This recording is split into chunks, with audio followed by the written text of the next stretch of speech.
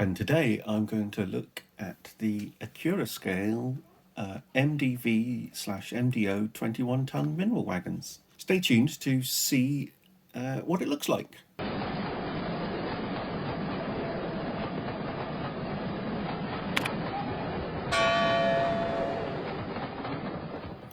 And here is the Accurascale 21-ton mineral wagon. I got the Jenny Kirk special edition.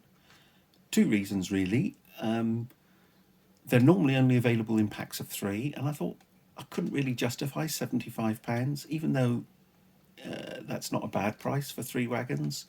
But this one was available on its own. It's the only one that you can buy singly.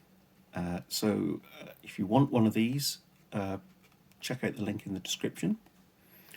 Unlike a lot of special edition type wagons that you get, the Jenny Kirk had put a logo on there which looked a bit like a graffiti tag or something, so it kind of wouldn't look out of place on any layout, and I thought that was a really nice touch, so that's why I ordered it. And this is the first Accurascale wagon that I have bought.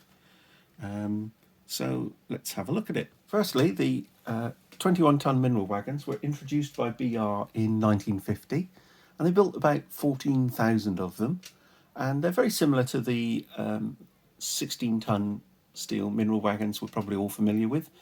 You can see a link to me building the Daypole stroke Airfix kit just up here.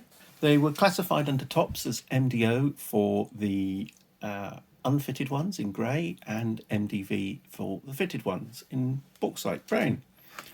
And they lasted well into the 80s.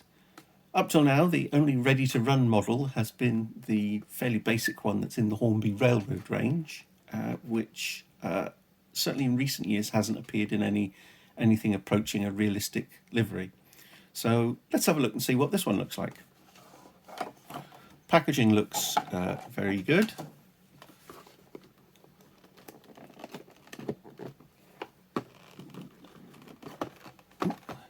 Go. Nice solid box as well.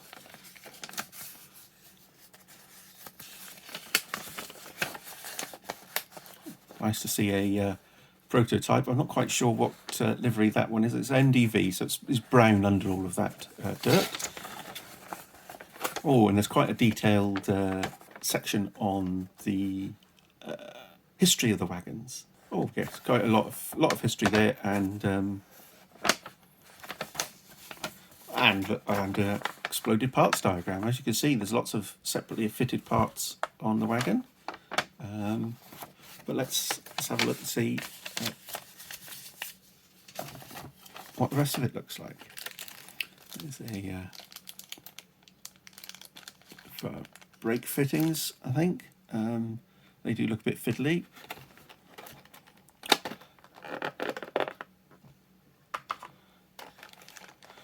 Actually very easy to get out, but it was packaged quite securely, which is nice. I think a few other manufacturers could learn from Accurascale. And there's the wagon, and I think that looks really smart.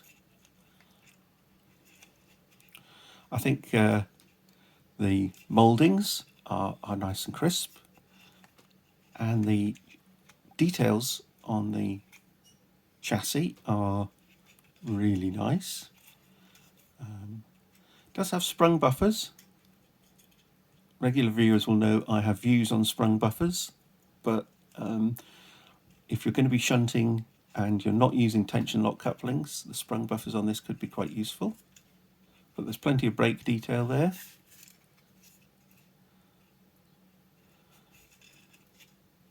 Printing looks really nice and fine.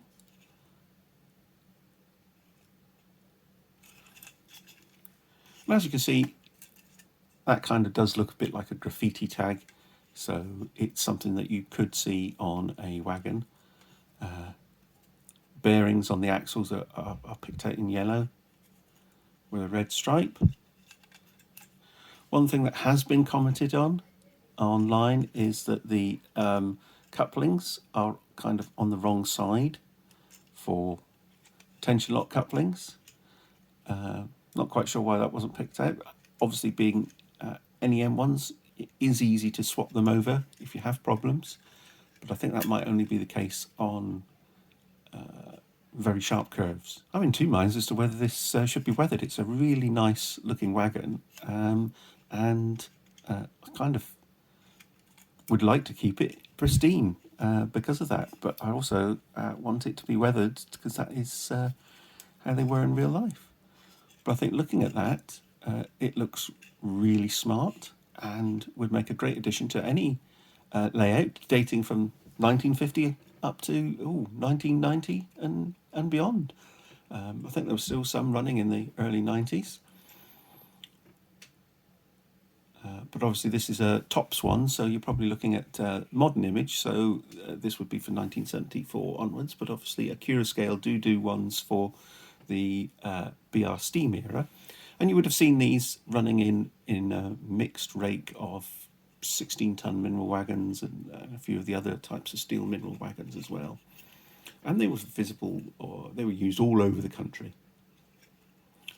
Let's go and have a look and see what it looks like on the layout.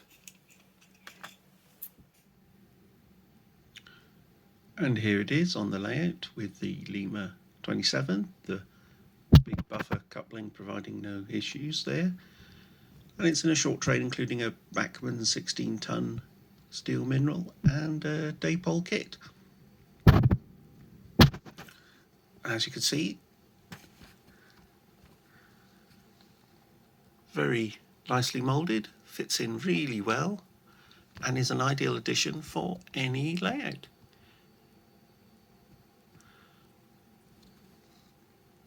So if you want to see some of my other videos, click the link on screen. Don't forget to subscribe. Leave your comments about this wagon down in the comments section below, and I'll see you in the next one. Bye.